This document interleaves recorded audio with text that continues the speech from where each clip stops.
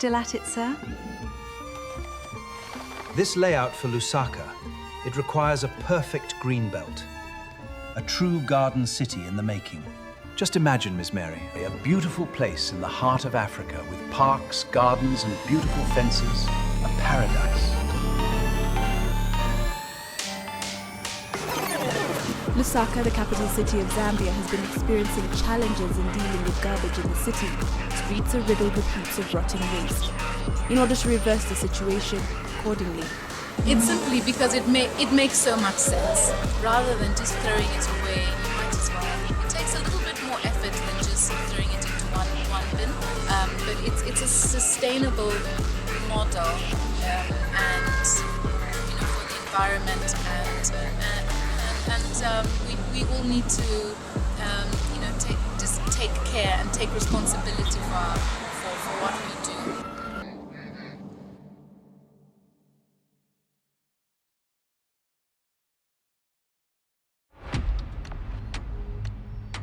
Victor Sims, the Z historian. In October 1930, a British town planner climbed a ridge outside a dusty rail siding in the middle of the African bush and imagined a city of gardens. His name was Professor Stanley Davenport Adshead. The siding was called Lusaka's Village, and within just 5 years, the area in the middle of nowhere would be declared the capital of an entire country.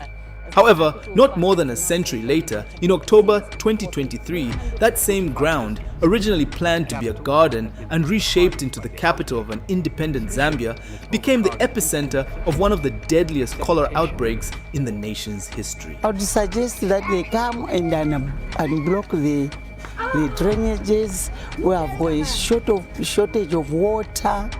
We've got a lot of pit trains in the compound. So why did the Lusaka Garden City project fail? And how did a city planned for elegance, open space, and public health become an epicenter of sewage, garbage, congestion, and disease? The plan was built on an illusion that would eventually collide with reality in ways no one fully anticipated. At first, everything appeared to be unfolding as intended. The streets were laid out, neighborhoods took shape, and the vision of a garden city began to emerge. But soon, the original design would be overwhelmed. First, by the very people it had never truly accounted for. But to understand how it was lost, we must first return to where it all began.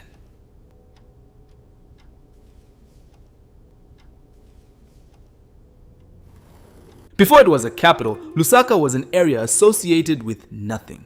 A railway siding on the line between Cape Town and the Copperbelt.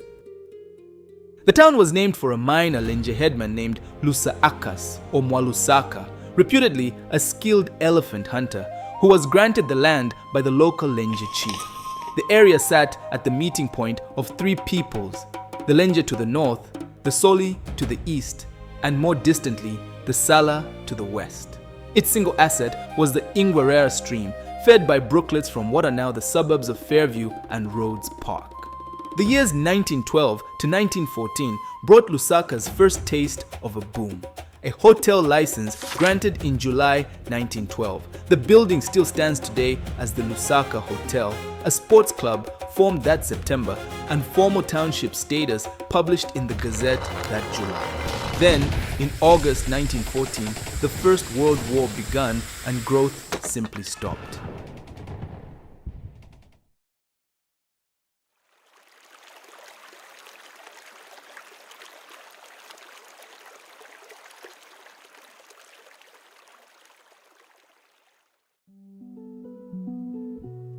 For nearly 2 decades after its establishment as a township, Lusaka remained a minor trading post.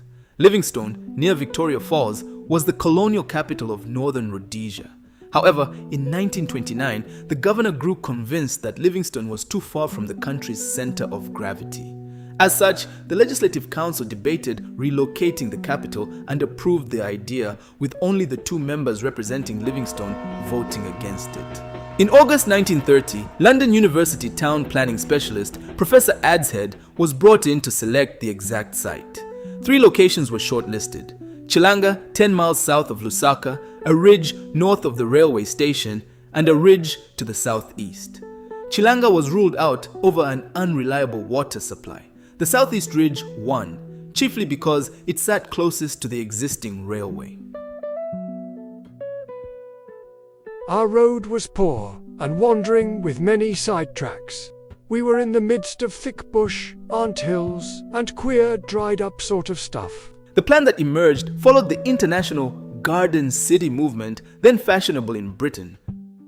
The Garden City movement was initiated by Ebenezer Howard in the late 19th and early 20th centuries. For the first time in history, the majority of the world's population lived in urban areas in England and Wales.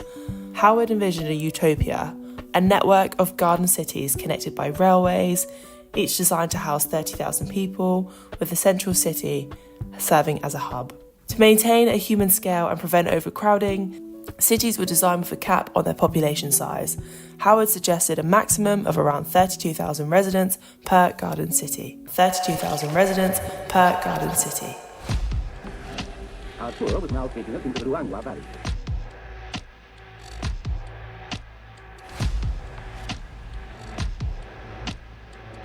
After 1964, independence made Lusaka the seat of government, the center of the civil service, and the site of the country's new university. Copper revenue, then near record highs, funded an expanding bureaucracy and a wave of public construction. For a rural population with little access to schools, hospitals, or formal employment, Lusaka became, almost overnight, the only visible route to a better life. Prior to independence, in November 1963, a United Nations mission led by economist Dudley Sears arrived to help the incoming Zambian government draft its first development blueprint. Kenneth Kaunda became Prime Minister in January 1964. The Sears report was submitted to Cabinet that March, and on October 24, 1964, the Republic of Zambia came into being with Kaunda as its first president. Now it's worth noting that no member of or consultant to the Sears mission was specifically an urban specialist, and so the report had comparatively little to say directly about the problem of urbanization. However, the report was candid about one fact. Zambia was already by 1964 the most urbanized country in sub-Saharan Africa outside South Africa. Furthermore, the team assumed the urban population would grow from 770,000 in 1963 to 850,000 in 1965 and 1,080,000 by 1970. A rural to urban flow of roughly 1% a year. But their projections were wrong. The real numbers overwhelmed the forecast almost immediately. Zambia's urban population rose from 747,000 in 1963 to 1,188,000 by 1969.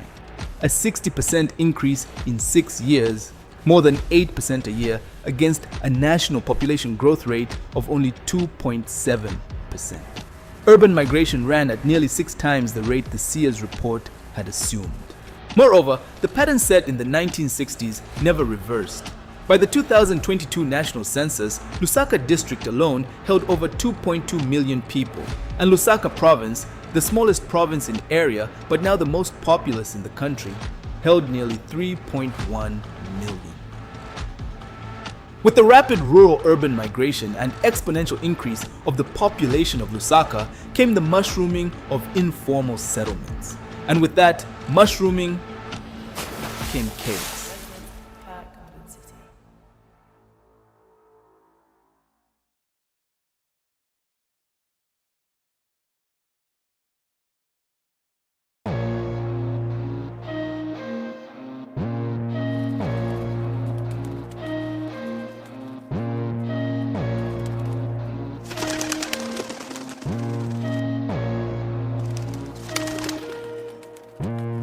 Between 1967 and 1970, the number of squatter settlements ringing Lusaka more than tripled from just around 9 to 32.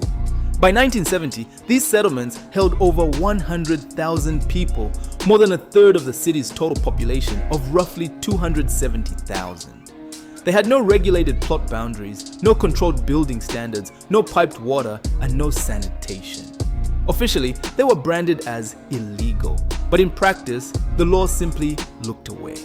What's fascinating is that many of Lusaka's largest compounds can trace their origins back to a single vast farm owned by a white settler named John Lang, whose estate once stretched across much of what is now southern Lusaka. Over time, sections of the farm were settled and gradually evolved into the compounds we know today, with many of their names originating from Lang's workers. One example is Kuku, a name associated with the area where chickens were kept. Other names also have remarkable stories. John Howard, a relative by marriage to the Lang family, gave his name to the area now known as John Howard. Kwamisisi is said to have been named after the place where Mrs. Lang settled following her husband's death, while Chibolya, a Bemba word meaning an abandoned place, referred to the area she had left behind. Before her own death, Mrs. Lang allocated portions of the estate to some of her loyal workers. The community that grew there became known as Chawama, meaning something good, laying the foundations for one of Lusaka's largest and most vibrant residential areas today. However, the irony is impossible to ignore. What began as something good would mark the beginning of a chain of events no one could stop. And with each new expansion, each new compound, Lusaka drifted further from the vision it had been built upon. And hidden beneath the city's rapid growth, a crisis was quietly taking shape, one that would change the city of Lusaka forever.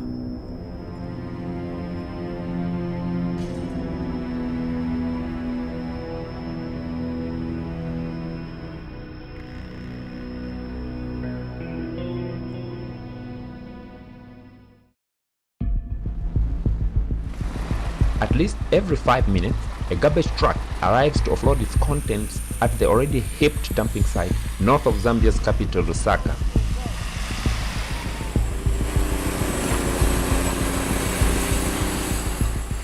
The workers here have an overwhelming task, and they work round the clock to help recycle 17 hectares of land piled with trash. These waste separators, however, are not employed by the city council. They are just residents and children from nearby compounds who have made a living scavenging through the refuse, picking recyclable material and selling it to the industries. According to the council records, Lusaka was originally designed for a population of only 500,000 residents. In 2010, the National Statistics Office counted over 2 million people living in Lusaka. This has made it practically impossible for the municipality to maintain green a town that was once called the Garden City.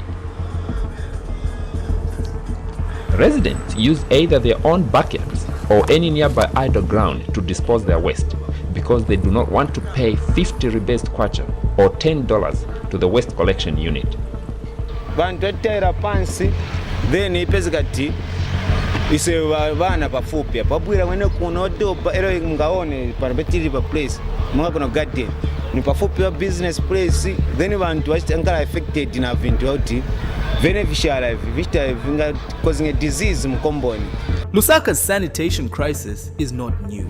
In the 1950s, the town's commercial core, built directly on limestone bedrock, could not support septic tanks or soakaways. With no piped sewage system, waste was collected by hand. The so-called municipal night soil workers emptied bucket latrines after dark, using narrow access roads that became known as sanitary lanes. Those lanes and their sealed hatchways still exist behind Cairo Road today, a physical fossil of a problem the city never actually solved but hid. Modern assessments of Lusaka's waste system, including a 2019 review conducted with the Lusaka City Council, found that the council and private collectors together managed to collect only around 15% of the city's projected residential solid waste. Peri-urban settlements, home to the fastest growing share of the population, generate an estimated 70% of the city's total waste, and roughly half of that volume is never collected at all. Only about 40% of residents have any access to formal waste collection. On an average day, roughly 480 tons are collected against a far larger volume produced. The rest accumulates in streets, drainage channels, and open ground.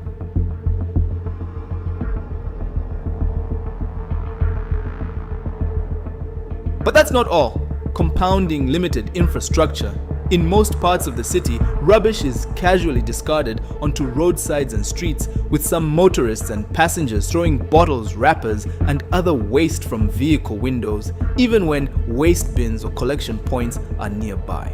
The result is a vicious cycle in which an already stretched waste system is further burdened by poor disposal practices, turning streets, drains, and public spaces into unofficial dumping grounds. What began as a failure of urban planning and municipal capacity has been amplified by a culture of convenience, leaving the entire city to bear the consequences. And some of the consequences are deadly.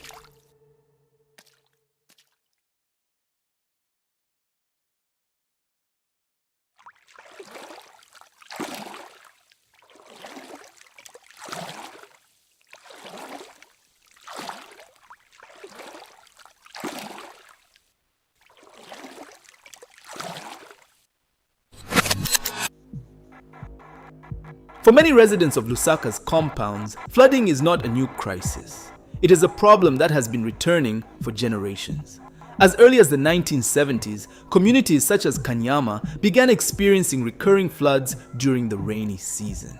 What started as seasonal waterlogging gradually became a permanent feature of life in areas where rapid settlement growth outpaced the city's ability to provide proper drainage, roads, and sanitation infrastructure.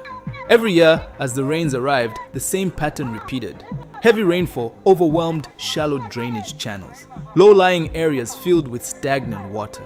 Homes built on vulnerable land were surrounded by pools of contaminated water, while residents were forced to navigate flooded streets and damaged pathways. You would think after over 50 years, this pattern would have been broken, right? Wrong. Kanyama compound, like many Lusaka compounds, emerged as people migrated from rural areas seeking work in the capital city. This led to unplanned construction in the area, leading to the present-day problem of perennial flooding. We have suffered for a long time now, and our children have stopped going to school. No clean drinking water. We have no electricity, and there's a looming epidemic due to the flooding. Decades have passed, yet flooding has continued. And Lusaka, a city once designed around gardens, parks, and open spaces, struggles to manage the consequences of rapid expansion without supporting infrastructure. And with every flood, another crisis follows, one that is darker and deadlier than water. Hundreds of cholera patients are being treated at Lusaka's Heroes National Stadium, the makeshift facility set up to handle the huge number of those seeking medical assistance. Cholera has spread to 45 districts, but the capital has been hit the hardest by the outbreak, especially in its overcrowded informal settlements where sanitation remains poor. For much of the developed world, cholera became a disease of the past. The United Kingdom was the heart of Industrial Revolution innovation. A huge influx of people into London led to an economic and industrial boom, at the expense of public health. When you triple the population, the city is no longer equipped to handle it. The sewage was running in the streets. It was terrible. You end up with these terrible conditions known in London as the Great Stink. In 1858, the stench was reportedly so bad that the curtains of Parliament were soaked in lime chloride to help overcome the smell. The conditions that manifested into the Great Stink also led to a deadly outbreak of cholera. This was before we knew what really caused disease. People assumed that cholera, because everybody seemed to be getting it, must be transmitted through the air. Dr. John Snow believed there was another cause, and he went to great lengths to prove it. At the time, there was a very big cholera epidemic in Soho. John Snow came and mapped the region and traced the epidemic back to a water pump. And he reasoned that if we just clean this up, we can solve this problem. So that's what they did. The City of London created the modern sewage and sanitation system. If you remove waste and allow fresh water to come in, you eliminate so many of these infections and illnesses. The cholera epidemic was eradicated. not because of the smell has been reduced, but because of all the contamination of the water base has been removed. Cholera is thought to have claimed the lives of tens of millions of people over the last 200 years. Since Snow's work and the development of the modern sewer system, deaths from the disease have been reduced to almost zero in the developed world.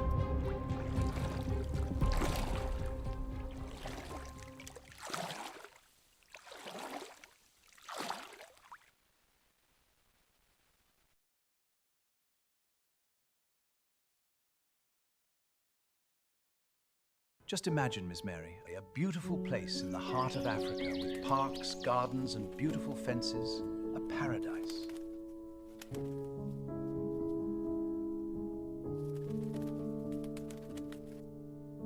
Zambia's Urban and Regional Planning Act now allows local councils to formally declare informal settlements improvement areas, unlocking investment in roads, drainage, water, sewer connections, street lighting, and green public parks, alongside occupancy licenses that give long-term residents secure tenure for the first time in the area's history.